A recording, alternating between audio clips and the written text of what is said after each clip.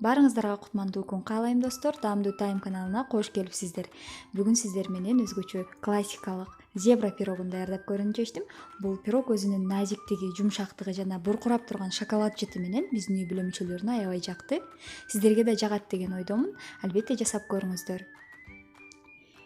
Керектелүүчү азыктардын баарын жазып көрсөттүм жана граммдарын бышыруу процессинде баарын айтып кетем. Биринчи болуп биз идишке 4 чумуртканы салып, ага 300 грамм сахарды, кумшекерди кошуп, миксердин жардамында аппак көк болгончо аралаштырып алабыз. Бул менде бир 4-5 мүнөтчө убакытты ээледи. Ушундай аппак көк болгон соң буга 200 грамм сметананы салып, же болбосо каймак кайра аралаштырып алабыз. Эми сливочный маслону микроволновканын же плитанын жардамында эритебиз. 100 грамм сливочный масло. Эгер сливочный масло жок болгон болсо, анда маргарин пайдалансаңыздар да болот, бирок шартыңыздарга жараша сливочный маслонун бир аз сапаттуусунан пайдаланганыңыздар жакшы болот. Эми 250 грамм унду аз-аздан электин жардамында өткөрүп алабыз. Унду өткөрүп жаткан учурда бир аш кашыкта, кичинекей чай кашыкта соданы да кошуп жибериңиздер. Мен унду 2 бөлүккө бөлүп аралаштырып алдым.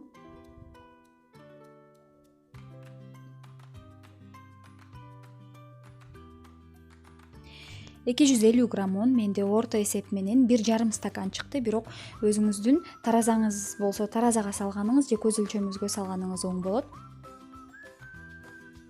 Эгер каналда жаңы болсоңуз, сиз подписаться кнопкасын басып, жазылууну унутпаңыз жана анын астындагы коңгуроочону басып турсаңыз, биздин кийинки видеолорубуз сиздин лентаңызда автоматтык түрдө пайда болуп турат. Эгер видео жаккан болсо, рецепттерибиз жаккан болсо, комментарий жазып, лайк басып койсоңуз болот. Мына ушинтип жакшы аралаштырып алган соң, тең 2 бөлүккө бөлүп алганыбыз оң.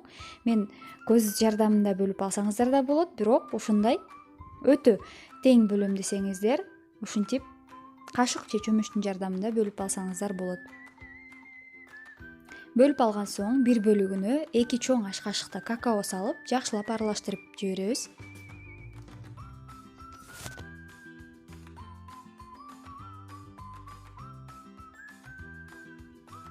Пирогду бышыра турган формаңыздарды алдын ала өсүмдүк майы менен майлап алыңыздар. Эми ушул аралашмаларды кезек-кезеги менен биринин үстүнө бирин бастырып, түгөгөнчө ушундай абалда кезек-кезеги менен куюп аласыздар. Кашыктын жардамында бир аз түзөп, өзүңүздөрдүн көңүлүңүзгө чаккандай кылып тегерекчелер жазсаңыздар болот.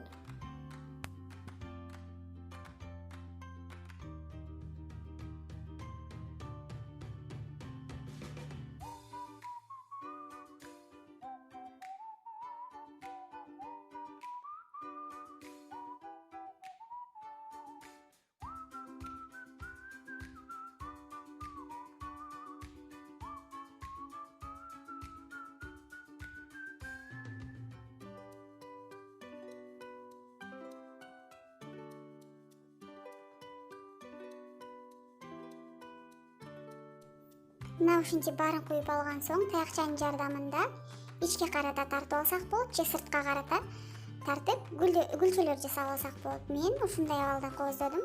Сиздер өзүңүздөрдүн фантазияңыздарга жараша ар түрдүү гүл салсаңыздар болот.